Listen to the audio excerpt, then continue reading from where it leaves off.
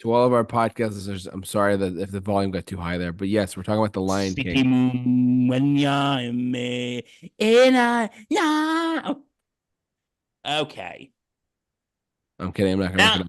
Now this, that Bill's done appropriating. hashtag cancel Bill. Lion King 2 Simba's Pride, anyone? I'm kidding. Don't worry. But anyway, the film. Okay, we said Little Mermaid started the Disney Renaissance. Beauty and the Beast was the one that said, "Hey, Disney's back." This was the film that made Disney hit Nirvana Yeah. or hit Salvation. This film was, oh my god, this is my favorite Disney movie. I cannot. I don't Uh, think I can even find the words to talk about it. It's just so. Magnificent. It is a magnificent film. The animation is great. The music, which this time not written by Alan Menken. No, this time it was Elton John and Tim Rice.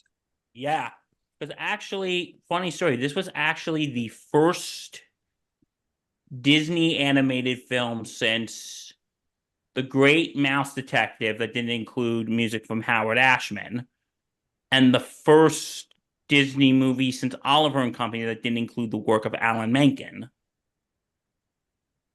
And because at the time Alan Menken was working on Pocahontas and was also working on whatchamacallit, was also working on Beauty and the Beast, the Broadway musical. And Howard Ashman was in the big poker game in the sky. Exactly. And Howard Ashman had passed away. And so anyway, you know what band they actually originally tried to get to do the music for this? Who? Mamma Mia, there I go again. Oh no. No, Yeah, they no. were actually reaching out No, to no, ABBA. no. They were actually thinking about reaching out. They actually reached out to ABBA No, no, no, no, no. and they said they were considering it. How do you think it No, would have been Lion King with music by ABBA, by a Swedish pop band? I mean, it got the guy who did it is a gay piano pop star, so And and then they got Elton John. At first, Elton John was like, he was gonna do it, but when he wrote the problem free philosophy, mhm. Hakuna Matata, he's like, oh god, I hit a new bow. So he was just in it for the money. At first, but he said, I'll write songs that both kids and adults can enjoy. And well, because it's funny, because Elton John actually met with Alan Menken because Elton John actually did a song at the end of Rocky Five that Alan Menken wrote called "Measure of a Man." Hmm. And when they met each other, he's like, "Oh, you do those Disney animated films? That's very interesting. I want to see if I could get in on that." But the film itself, we all know the story. Simba, his father Mufasa, he's going to be king one day. Mufasa dies. By who's killed by his uncle Scar, and then he puts himself in exile and then meets Timon and Pumbaa. Oh, Oh, come on, Bill. Everyone knows the story. Even the people who've never seen the animated movie, which why, have at least seen that new one, which is essentially the same movie, just worse. So and everyone knows the story. somebody we know, we're not going to mention names, who is on this podcast doesn't like this movie. No. JT, here to I'm not gonna. defend yourself? I'm not even gonna go there, guys. We already talked about Nope, overrated movies. nope. There's no turning back.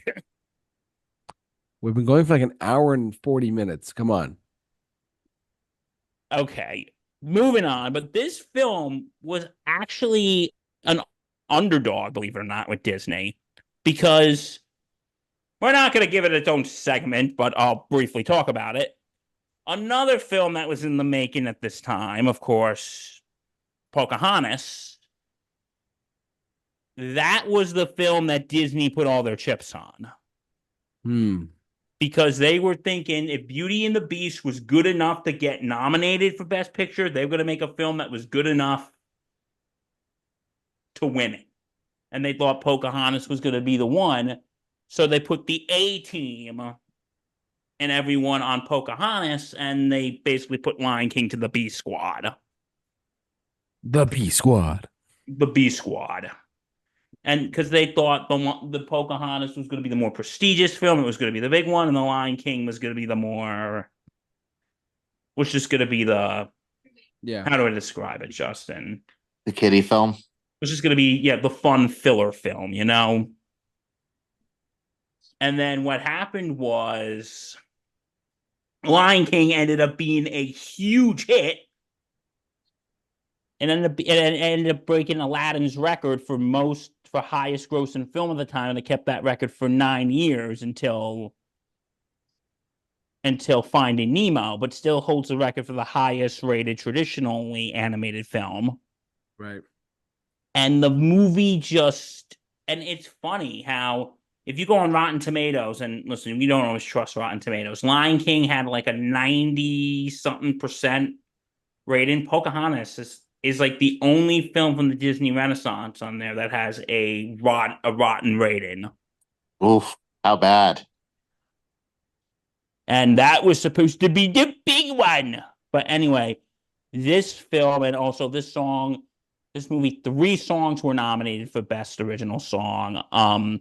Circle of Life, Hakuna Matata, and the one that ended up winning it, Can You Feel the Love Tonight?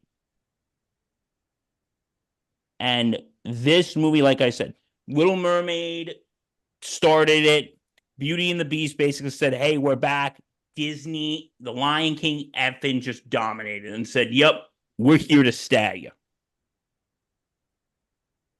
See, if I was the Academy, I would have given the Oscar to Circle of Life. Personally. Really? How come? Because it's amazing.